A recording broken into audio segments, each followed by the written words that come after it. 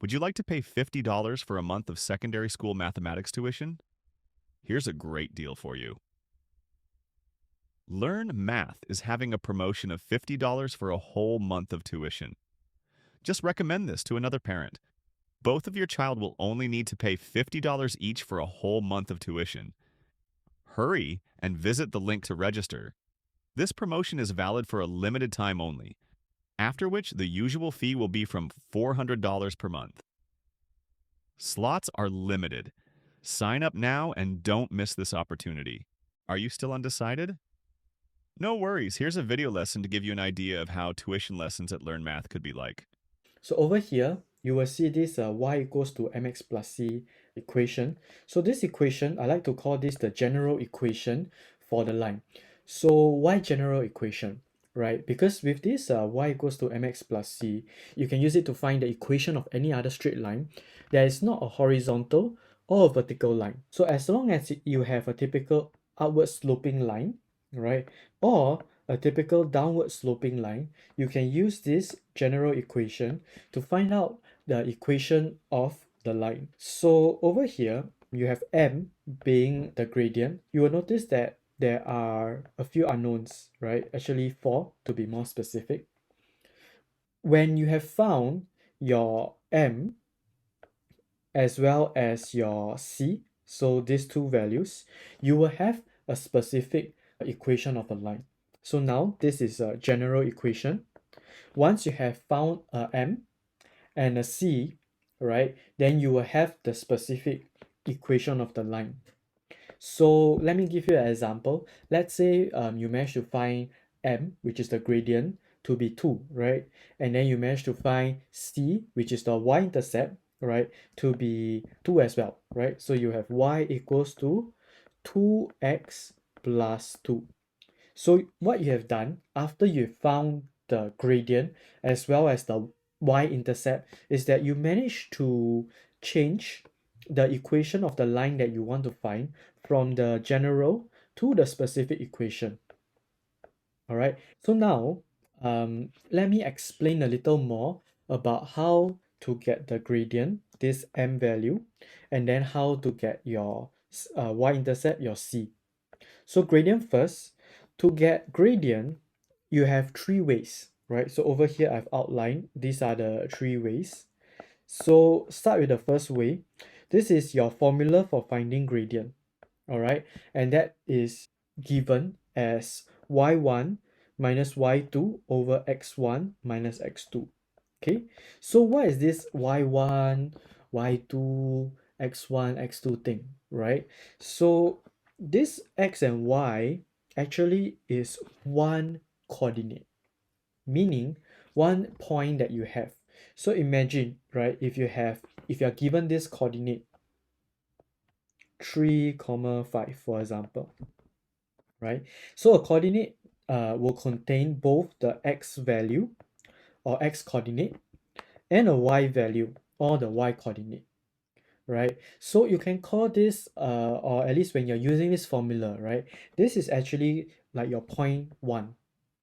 So if this coordinate is your point 1, right, isn't this value your x1 and this is your y1?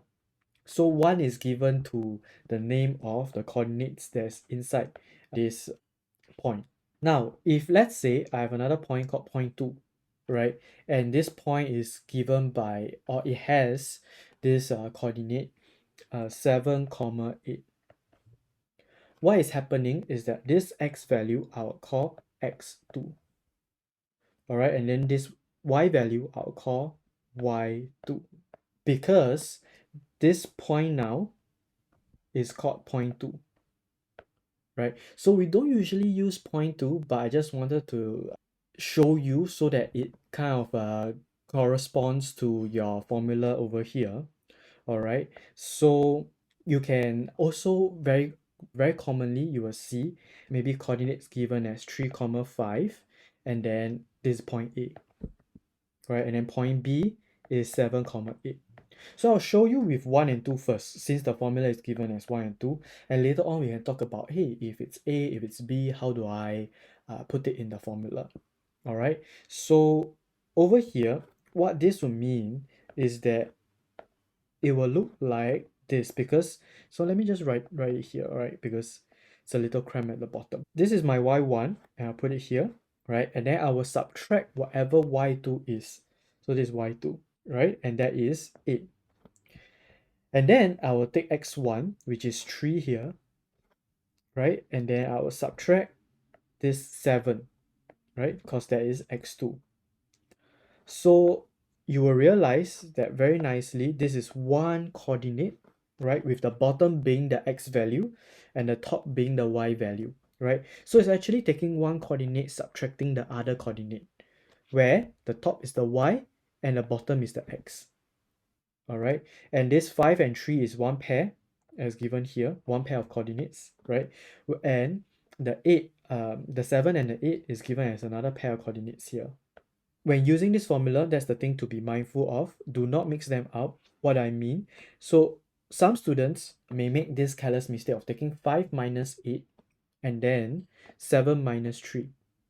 Okay, this is wrong because this is not one pair of coordinates, right? Based on what we have shown here, 3 comma 5 is one pair of coordinates of both x and y, right? And then 7 comma 8 is one pair.